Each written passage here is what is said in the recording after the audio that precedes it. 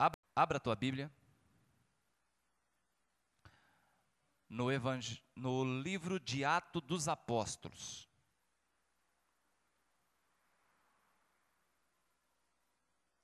Livro de Atos dos Apóstolos.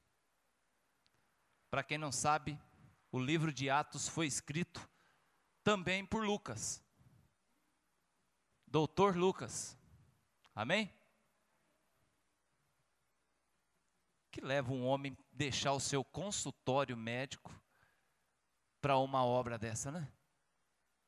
Fazer pesquisa, fazer o levantamento, verificar tudo direitinho, depois escrever um livro tão bacana desse, que é o livro dos Atos dos Apóstolos. É uma continuação dos Evangelhos.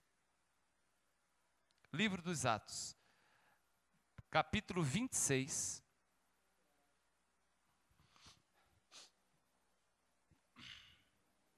Se você achou o livro, achar o capítulo é fácil. Quer ver como vai ficar mais fácil ainda? Se você achou o capítulo, o versículo é mais fácil ainda.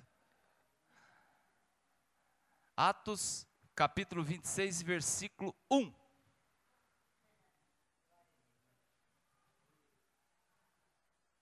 Todo mundo achou, amém? Está escrito. A seguir, Agripa, dirigindo-se a Paulo, disse: é permitido que uses da palavra em tua defesa. Então Paulo, estendendo a mão, passou a defender-se nestes termos. E disse: tenho-me por feliz, ó rei Agripa, pelo privilégio de hoje, na tua presença, poder produzir a minha defesa de todas as acusações feitas contra mim pelos judeus. Acusações feitas pelos judeus. Mormente porque és versado em todos os costumes e questões que há entre os judeus. Por isso eu te peço que me ouças com paciência. Quanto à minha vida, desde a mocidade, como decorreu desde o princípio, entre o meu povo e em Jerusalém, todos os judeus a conhecem, pois na verdade eu era conhecido deles desde o princípio, se assim o quiserem testemunhar, porque vivi fariseu, conforme a seita mais severa da nossa religião.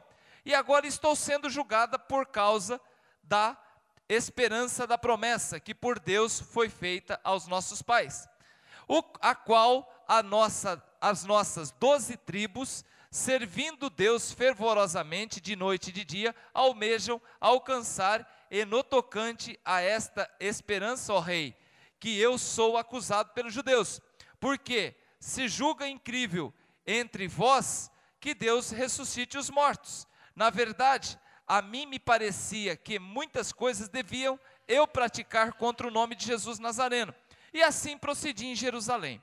Havendo eu recebido autorização dos principais sacerdotes, encarcerei muitos dos santos nas prisões, e contra estes eu dava o meu voto para que os matassem.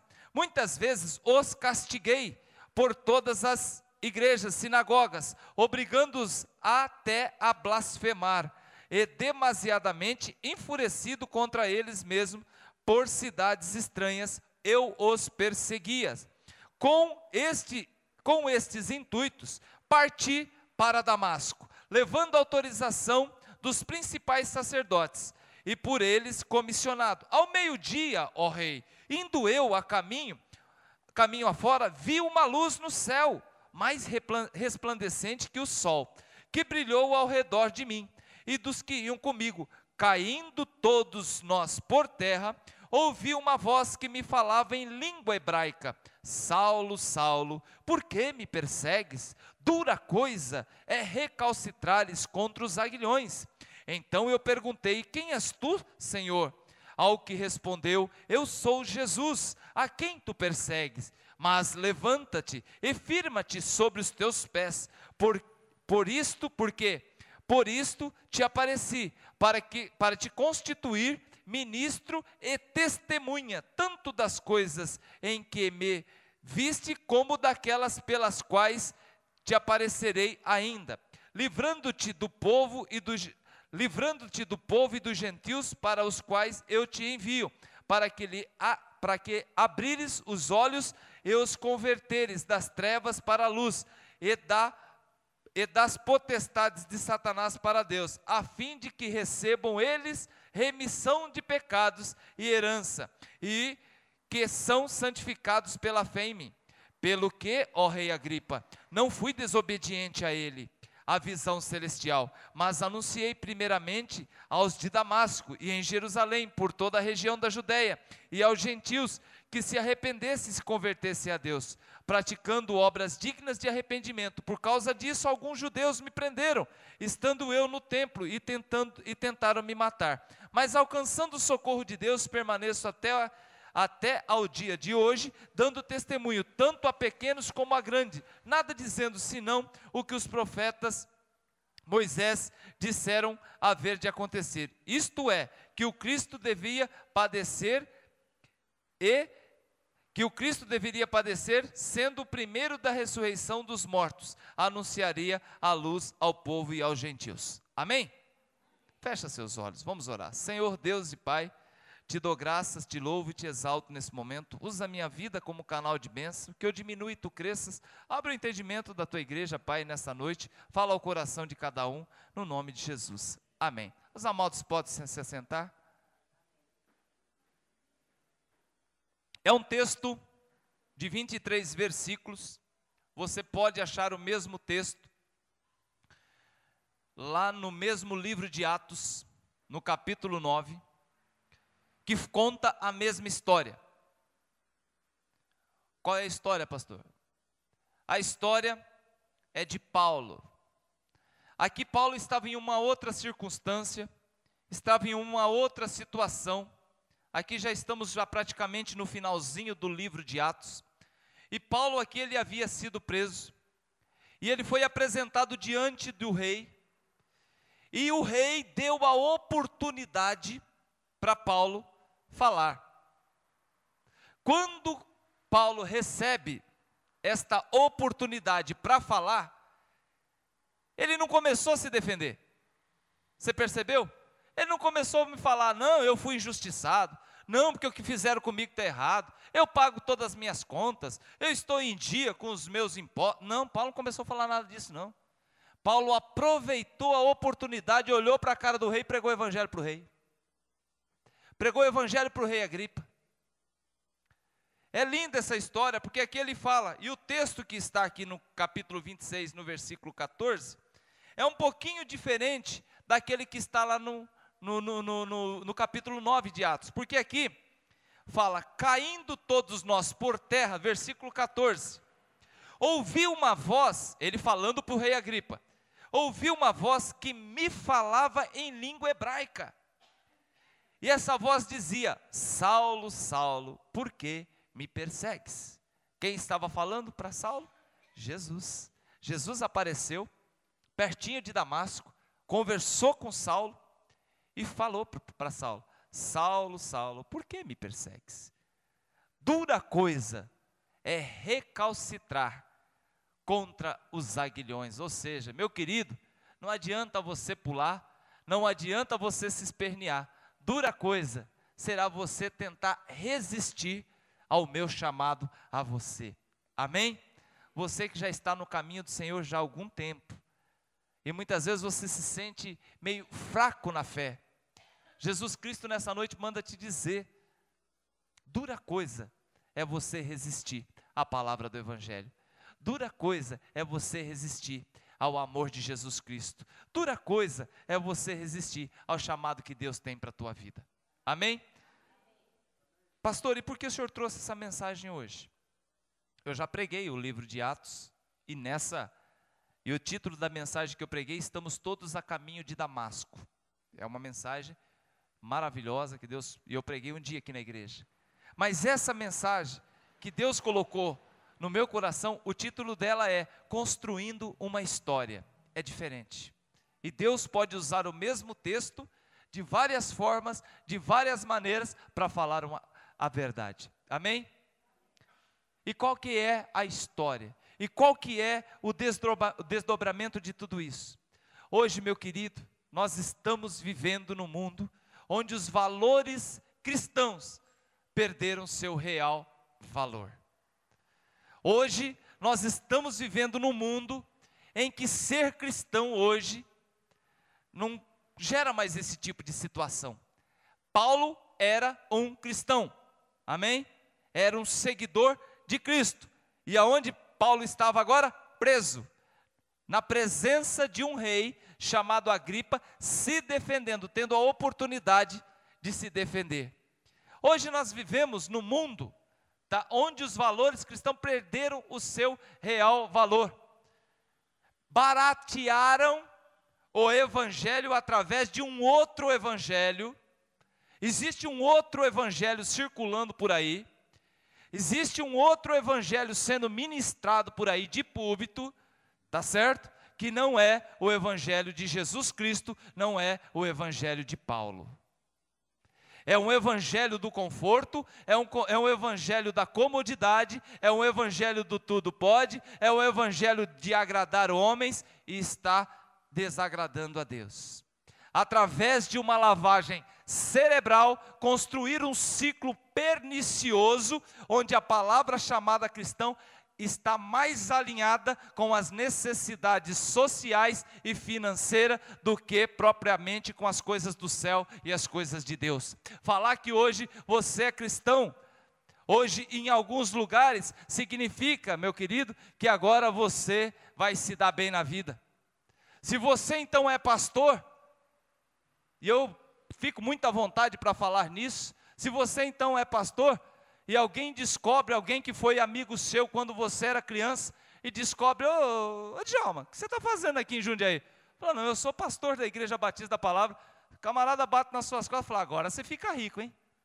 É esse o tipo de versão vendida dos púlpitos hoje para o mundo,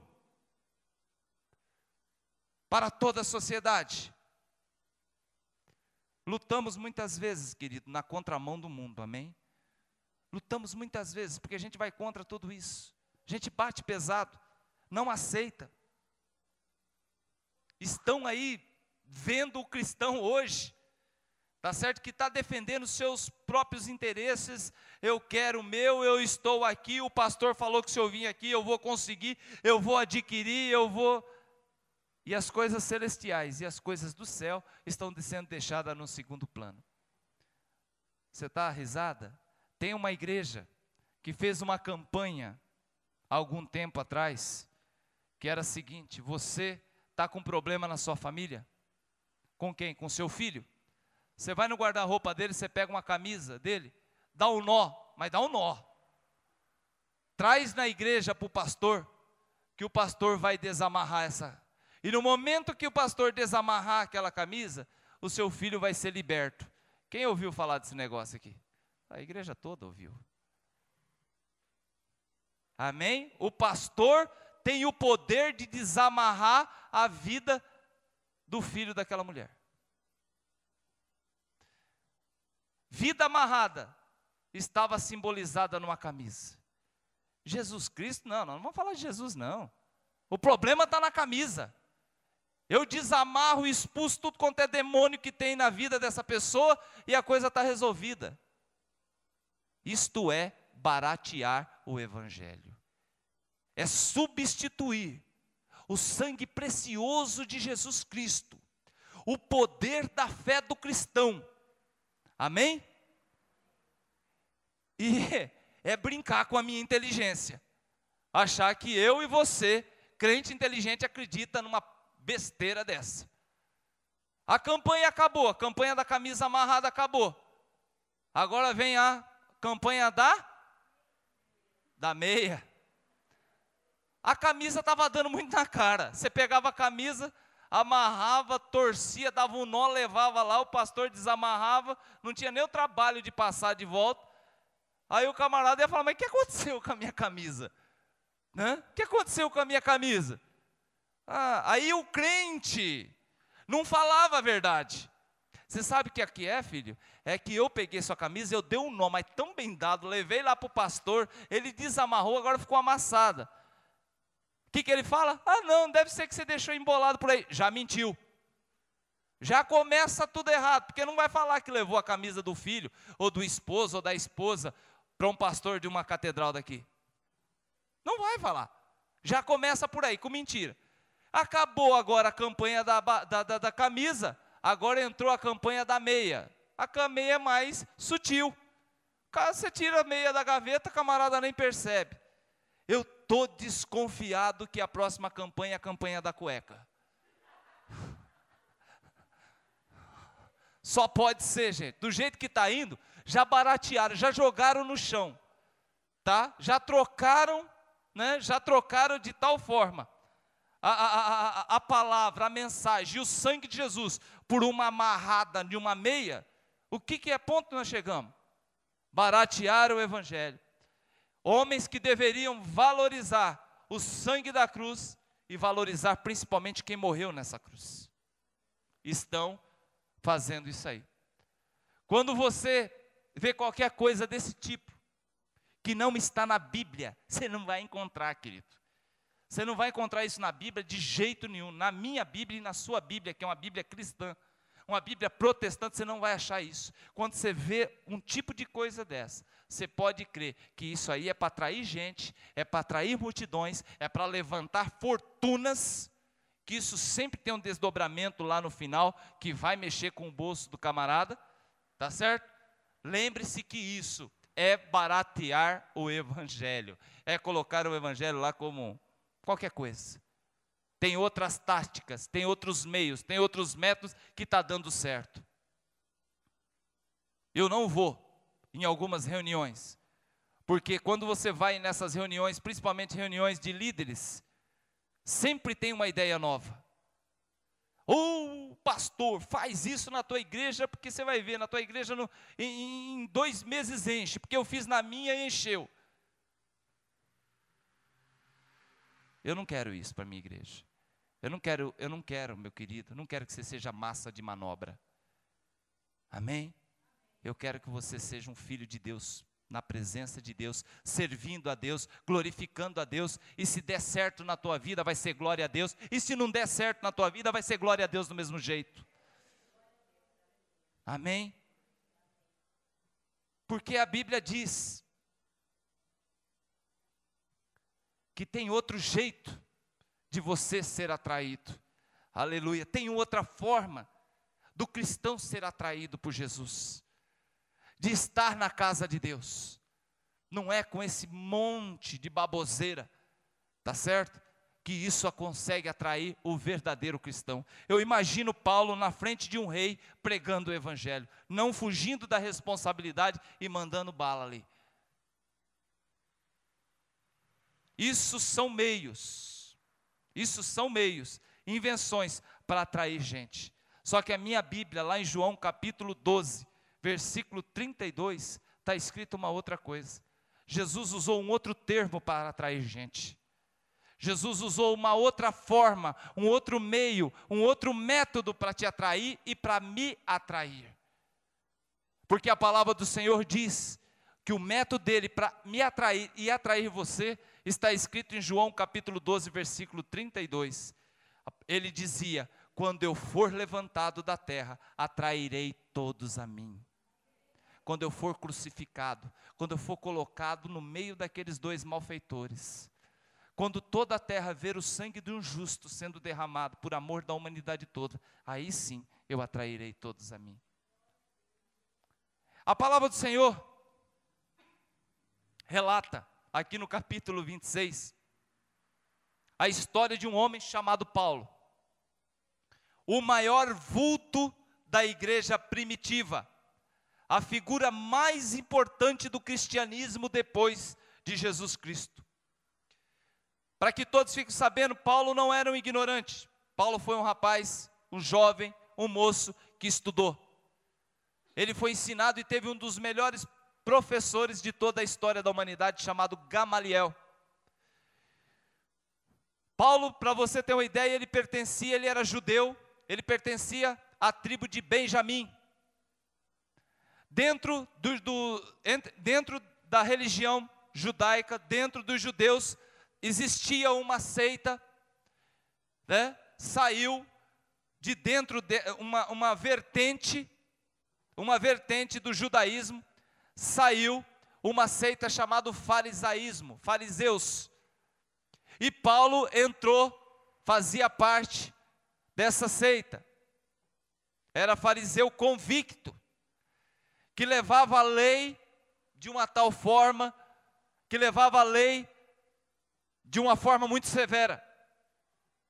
Paulo não era ignorante, não era iletrado, assim como quem escreveu esse livro também, o livro de Atos, Dr. Lucas, também não era.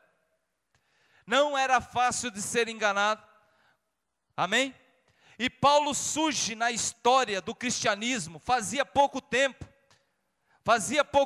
que a igreja estava tentando se reerguer, estava tentando se erguer, fazia muito pouco tempo que o nosso Senhor e Salvador Jesus Cristo havia sido elevado aos céus, fazia pouco tempo que o Espírito Santo tinha descido naquele cenáculo, todos tinham sido batizados ali no Espírito Santo, fazia pouco tempo que Pedro estava pregando a palavra, João estava pregando a palavra, Felipe estava pregando a palavra, e há dentro do coração de Paulo e dos fariseus e dos judeus uma preocupação, fala, esse negócio vai crescer, essa religião, que não era cristianismo, chamava o caminho, esse negócio vai criar um vulto daqui a pouco, nós precisamos matar no ninho, nós precisamos acabar, nós precisamos liquidar com esse negócio.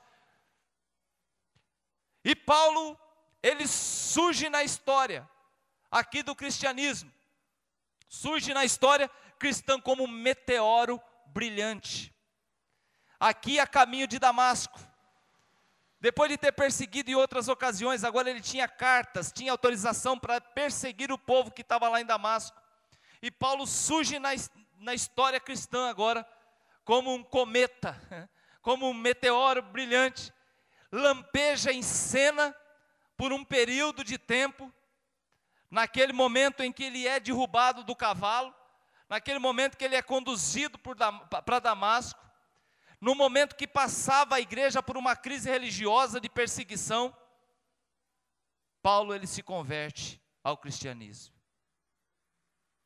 Eu já falei em uma outra ocasião, e depois ele reaparece novamente como estadista missionário para levar a palavra para os 7 cantos ali da terra. Eu já falei em outra ocasião que Paulo ele estava saindo de Jerusalém. Queria que você prestasse atenção no que eu vou falar. Paulo estava saindo de Jerusalém, ele ia viajar aproximadamente 240 quilômetros até chegar na outra ponta de Israel, atravessar a fronteira e chegar em Damasco. 240 quilômetros. E Paulo tinha nas mãos cartas para perseguir a igreja de Jesus Cristo. Se alguém chegasse, eu falei aqui alguns dias atrás a respeito disso. Se alguém chegasse quando ele estava lá em Jerusalém e dissesse, Paulo, você está indo para Damasco para perseguir os cristãos? Estou. Pois fique sabendo que você também vai se tornar um cristão. Paulo ia dizer o quê? Você está louco da cabeça, você está maluco, de jeito nenhum. Amém? A palavra do Senhor diz que esse homem sai com destino a Damasco, sai de Jerusalém. E a gente não sabe bem como que foi a cabeça de Paulo ou Saulo durante esses 240 quilômetros de viagem. Eu só quero fechar um pensamento porque eu achei interessante da forma que isso veio. Que Paulo ele é um perseguidor, ele surge na história cristã como um meteoro brilhante, ele lampeja em cena como um adulto, em meio a uma crise religiosa que é resolvida através da sua conversão, desaparece por algum tempo, quando foi o tempo que ele ficou na preparação, se preparando na Arábia, onde é que ele sumiu, né? E depois reaparece como estadista missionário durante toda a sua vida cristã agora, onde nós podemos acompanhar aqui nas suas cartas. E antes da sua morte, ele entra na sombra da história, e daí para frente não se ouve mais falar de Paulo. A gente não tem um final da vida de Paulo. Você lê no livro de Timóteo, você lê em Filipenses, você lê em Atos, não fala exatamente da forma que Paulo morreu, do jeito que ele morreu e quando ele morreu. A palavra do Senhor diz que antes, no capítulo 7 do livro de Atos, ele perseguia a igreja, e ele até concordou com a morte de alguns, e dentre eles no versículo 54 do capítulo 7 de Atos, ele viu e ele concordou com a morte de Estevão. A voz do primeiro mártir da igreja, quando pediu para Deus: Senhor, perdoa todos esses, eles não sabem o que fazem. Aqui a palavra do Senhor diz no versículo 54 que Saulo acompanhou tudo isso, que Saulo viu tudo isso, amém? A palavra do Senhor diz que agora ele caminhava para Damasco, e eu creio que ele ia pensando nisso, eu creio que ele ia matutando. Saulo assolava a igreja, porém a perseguição em Jerusalém conseguia cada vez espalhar mais o povo de Deus. Agora tinha gente na Antioquia, tinha gente em Damasco, tinha gente em Jerusalém, tinha gente no norte de Israel, tinha gente para tudo quanto é canto, porque houve uma perseguição em Jerusalém. Agora o povo já estava espalhado, e seu alvo agora era Damasco, 240 quilômetros, provido, ele estava provido das credenciais necessárias para prender aquele povo. Paulo segue para Damasco para matar no nascedouro a igreja de Deus em terras estrangeiras. E a pergunta que eu fiz agora mesmo para você: o que passava na cabeça de Paulo naqueles dias enquanto ele troteava para Damasco? A palavra do Senhor aqui, ela nos conta, com Damasco à vista, depois talvez da última curva da estrada, um lampejo cegante joga por terra toda a arrogância da religião, põe no chão todo o orgulho e conhecimento de Saulo, reduz a nada o rótulo de fariseu dele, a credencial que ele levava no seu peito para apresentar em Damasco, cai por terra, derruba no chão, inicia-se um alvoroço na vida desse homem. Depois que essa luz veio e cegou, jogou ele no chão. Depois da luz, um tombo. Já no chão, uma voz. Depois da voz, um silêncio. E quando Saulo ouve a voz de Jesus Cristo: Saulo, Saulo, por que me persegue? Antes dele responder: quem és tu, Senhor? Eu creio que veio na cabeça de Saulo a seguinte lembrança, a lembrança de Estevão. Veio na cabeça de Saulo a lembrança daquele que ele também ajudou a matar. E ele deve ter pensado consigo mesmo: Estevão estava certo. E ele pergunta: quem és tu, Senhor? E Jesus responde: sou Jesus, aquele que tu persegues. Falando de nós um pouquinho, quem era eu e quem era você antes de conhecermos Jesus Cristo? Quantas coisas nós fizemos na nossa vida, quantos pensamentos, quantas atitudes de Saulo nós tivemos na nossa vida, quantas vezes nós proibimos a expansão da palavra de Deus dentro do nosso lar, no nosso trabalho, ou não fomos instrumentos para levar essa palavra. Quem era eu, quem era você antes daquela curva da estrada que fez com que a gente tivesse um encontro com Jesus Cristo naquele dia? Quem era eu, quem era você antes daquele tombo, talvez o mesmo tombo que teve Saulo? Quem era eu, quem era você antes daquela voz que nos chamou a atenção naquele dia? Amém? Daí para frente, voltando para a história, daí para frente já não era mais Saulo, daí para frente era Paulo, um tanque de guerra nas mãos de Jeová para bombardear o mundo inteiro com o evangelho de Cristo. Por isso que eu falo, esse homem, ele foi crente, ele foi cristão. Quando ele estava chegando em Damasco, uma luz derrubou ele do cavalo. Ele cai por terra. Aquele homem com o nariz empinado, achando que era alguma coisa, achando que tinha autoridade, agora estava humilhado no chão. E aquela voz dizia: eu sou Jesus Cristo a quem você tem perseguido. Quando eu falo, por que pastor você fez tudo isso? Por que você fez a gente ver um pouquinho da história de Saulo? Por que o Senhor fez a gente ver um pouquinho da arrogância de Saulo? Por que o Senhor nos fez um pouquinho ver o tombo de Saulo? E por que o Senhor fez nos ver um pouquinho a conversão de Saulo?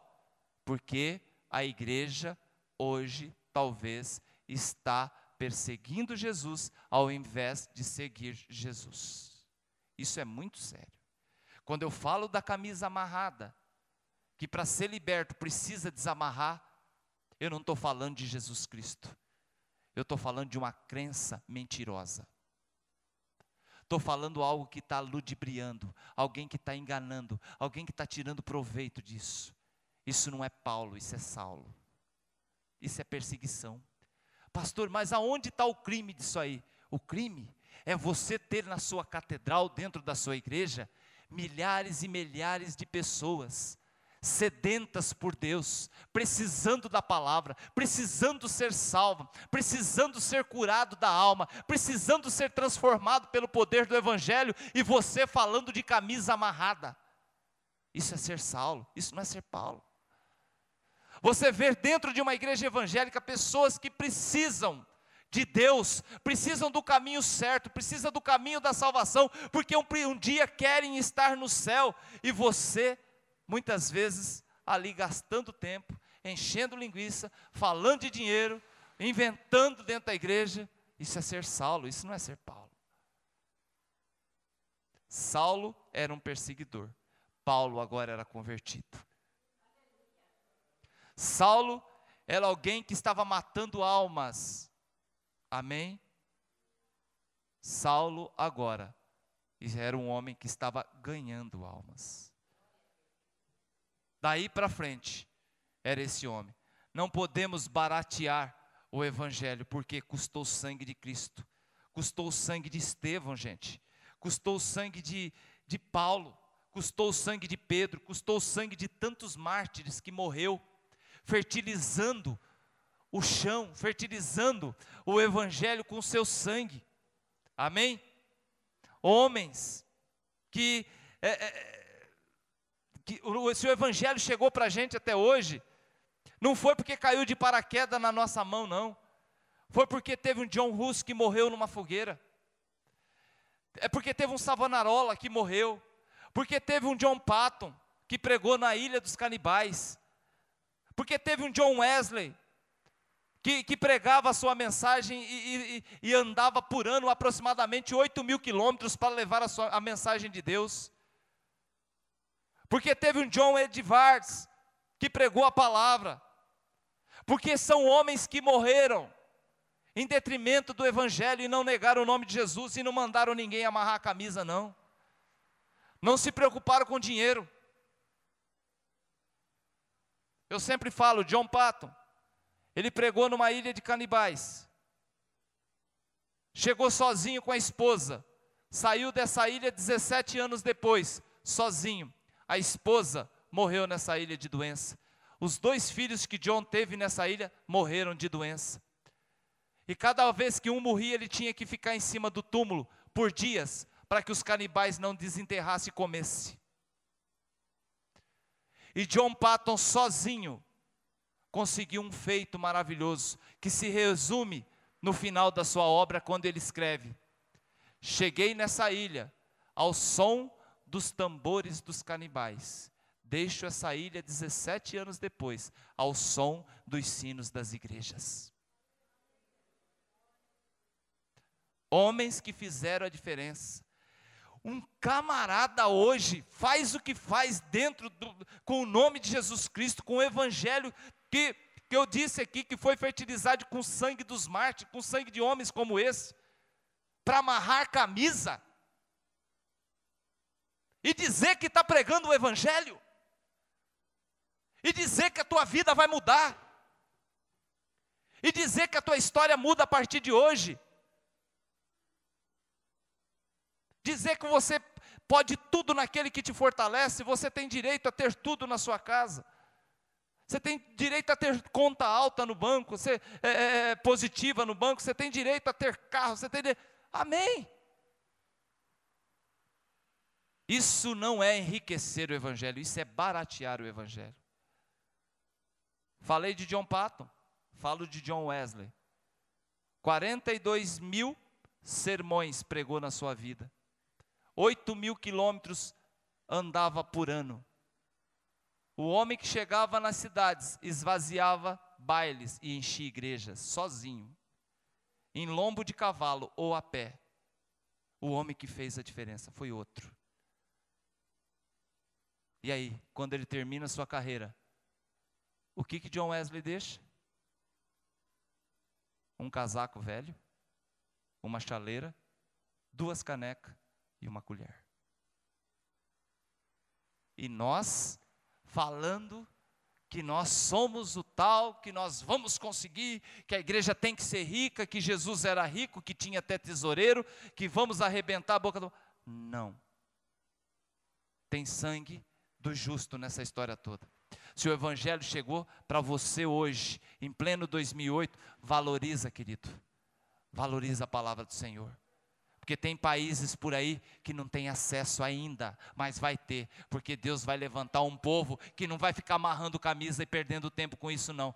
Deus vai levantar um povo de homens e mulheres que vão aí, atravessar fronteiras, enfrentar até a morte se necessária, mas a palavra do Senhor vai ser pregada no nome de Jesus. Eu gosto muito da história que fala de Paulo. Daí para frente, ninguém mais segurava esse homem. Esse homem, ele se recolheu durante 3 anos na Arábia para estudar, para aprender um pouco mais a respeito de Cristo. Foi aonde Jesus apareceu para ele. Foi lindo essa experiência.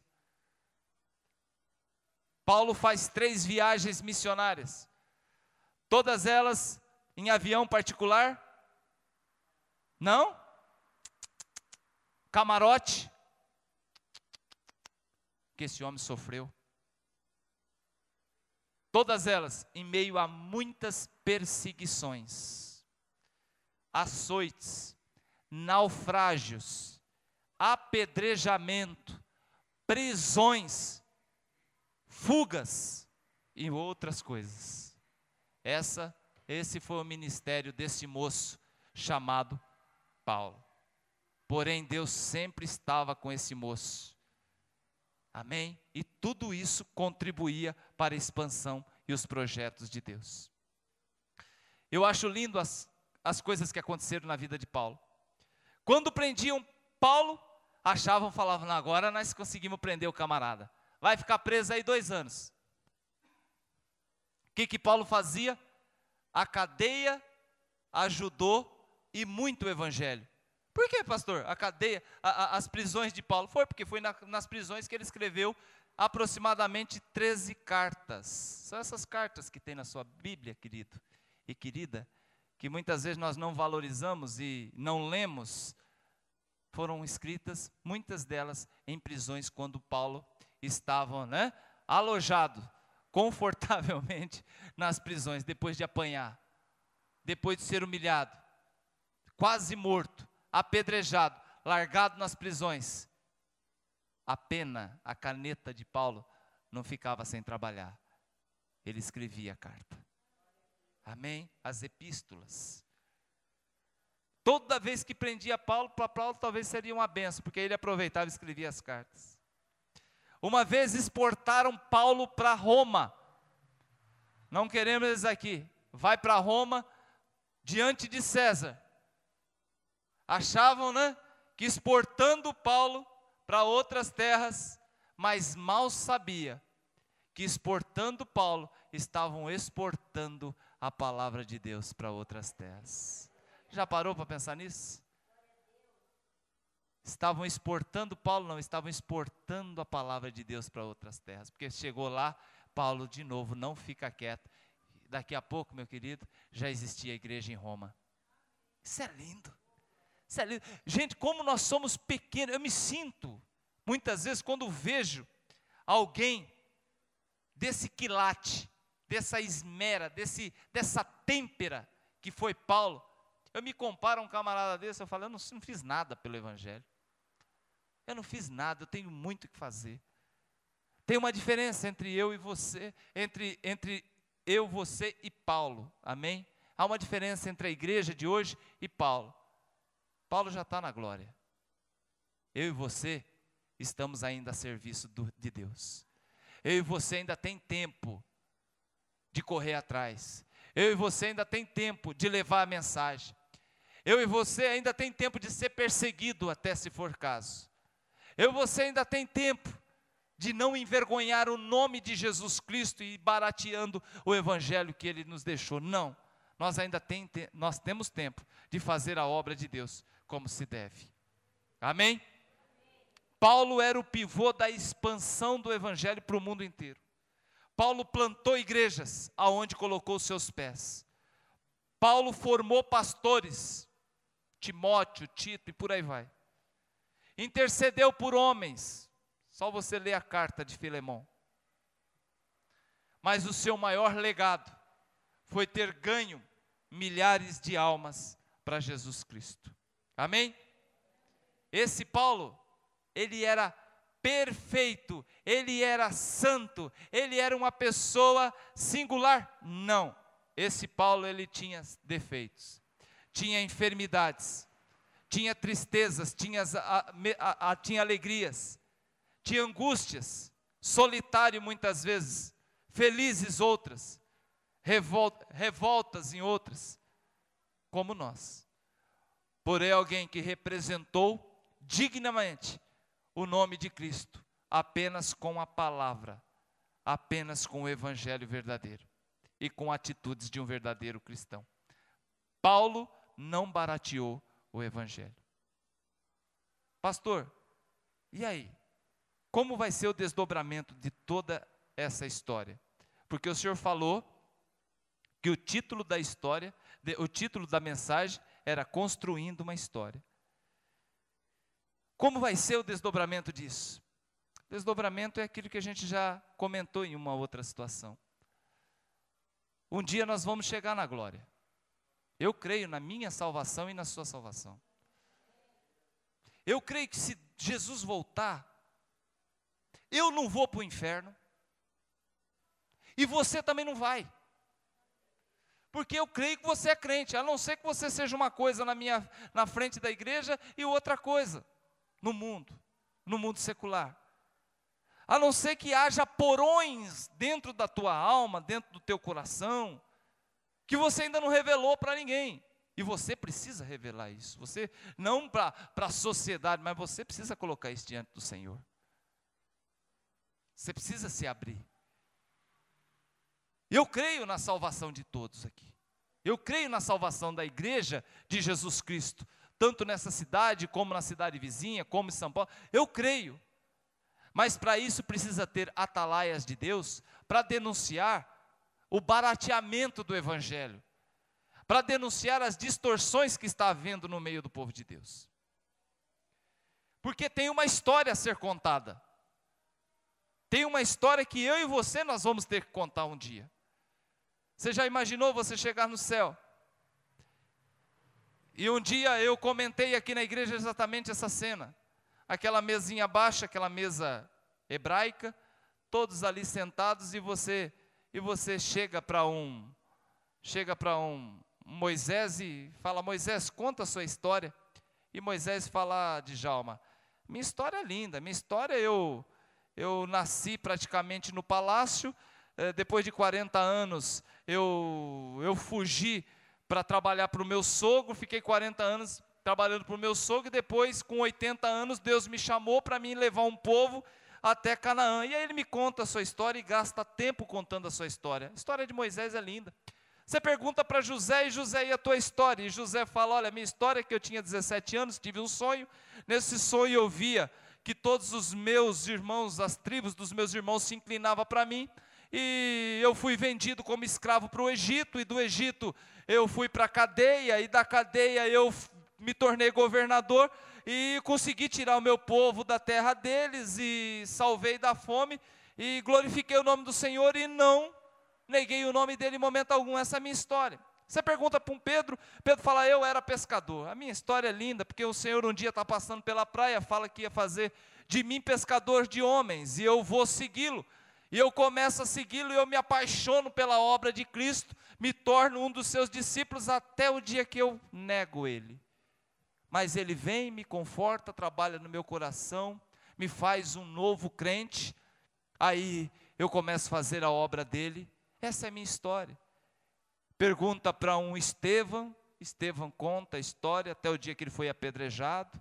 Pergunta para um Silas que acompanhou Saulo, acompanhou Paulo, e o Silas fala, olha, eu era um moço, até o dia que eu saí com Paulo, e nós pregamos a palavra, nós estivemos presos, à meia-noite veio um terremoto, fomos... E aí, a gente pergunta para Paulo, e a sua história? Paulo fala, olha, eu era um judeu convicto, persegui a igreja, até que um dia, antes da última curva de Damasco, o Senhor me capturou. De perseguidor me tornei um perseguido, me tornei perseguido. De levar os outros prisioneiro, agora eu era prisioneiro de Cristo. Levei a palavra do Senhor para todos os cantos da terra, fora das cercas de Israel. Essa é a minha história. Aí está Abraão, está Noé na mesma mesa. Está o Paulo, está o Pedro, está o Jacó, está o Isaac. E todo mundo olha para você e fala, e agora, Djalma, conta a sua história. Olha para você e fala, Helena, conta a sua história. Glória, conta a sua história. Valéria, conta a sua história. Laudemar, conta a sua história. O que você vai falar? Que história que você vai contar naquele dia? Como foi a sua conversão? Como você serviu Jesus? Como foi a tua vida? Foi fiel? Não foi? Na relação à palavra do Senhor? Você defendeu até a morte o Evangelho? Não defendi, eu amarrei muita camisa. Como foi a tua história? Estamos construindo uma história que um dia vai ser lida na frente de todas esta tão grande nuvem de testemunha. Amém? Lá na glória, no nome de Jesus. Vamos ficar de pé.